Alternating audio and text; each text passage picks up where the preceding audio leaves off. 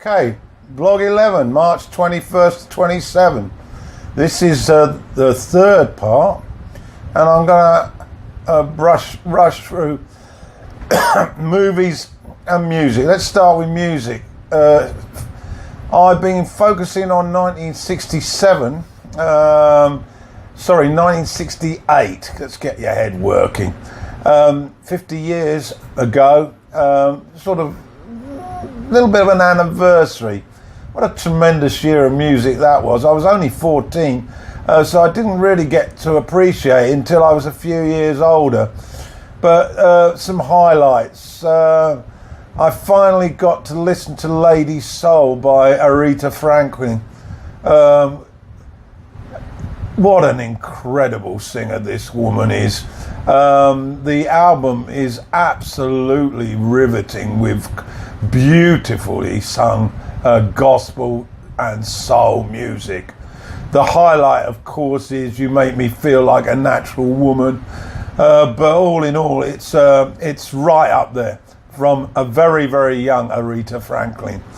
Thoroughly recommend it. Next up, I revisited Canned Heat. Yeah, do you remember Canned Heat? With Bob Hite singing and Al Wilson and Harvey Mandel.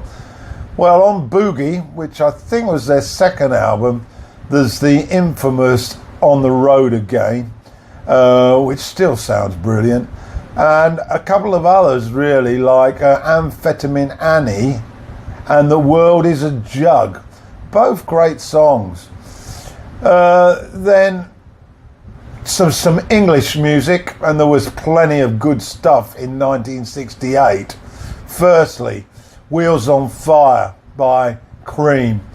Clapton really comes to the fore here on White Room, City on the Top of the World, and a great track written by Jack Bruce and sang by Jack, Politician, that I've got a soft spot for, and Tale of Brave Ulysses, a very, very strong follow-up to Disraeli Gears.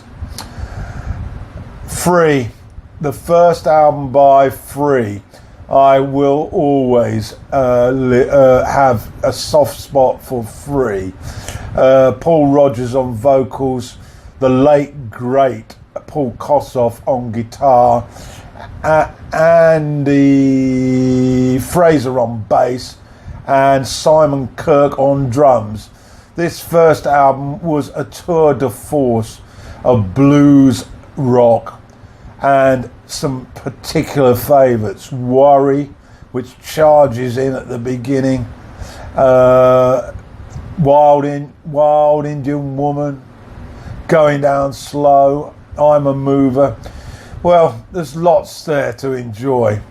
I will be doing a video on Tons of Sob. Now to movies. Yeah, I've seen 3 movies from last year.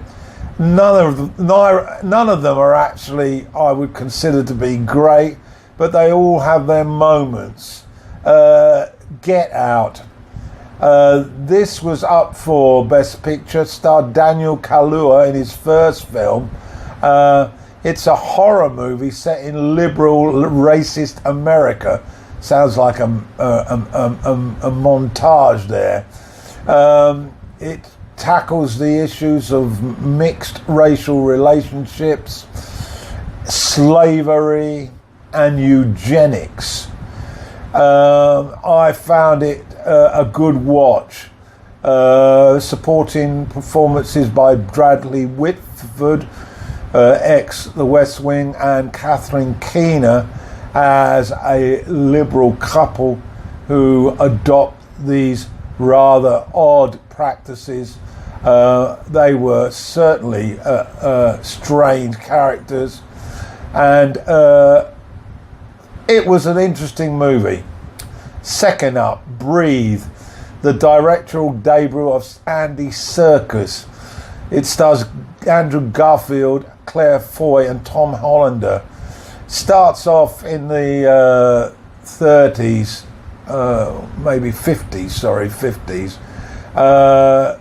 Robin Cavendish is in Africa, and he becomes ill, and the diagnosis is polio. It paralyzes him from the neck down at 28. He relocates to England, and after being written off, is responsible for inventing a wheelchair with a battery operated ventilator. The film is basically a love story, and it is moving at times. A little bit middle class twee for me, but it has its moments. And the third one that I watched last night was Ladybird, starring Saoirse Ronan, who I like a lot. And her mother is played by Laurie Metcalf. Directed by a female director, Greta Gerwig. It was up for awards at the Oscars. It's a basic coming-of-age story that traces the difficulty in the relationship between Saoirse Ronan and her mother. Covers the usual bases, wanting to explore the world, relationships with boys, independence, and tackles the issues of virginity and losing virginity. And yeah, it's a pleasant enough sort of movie. Ronan is a terrific young actress, and I'm sure she's going to win the Oscar. I don't think this movie is as good as her last effort, Brooklyn, but worth a watch. Okay, so that covers vlog 11 part 3. There may be a fourth.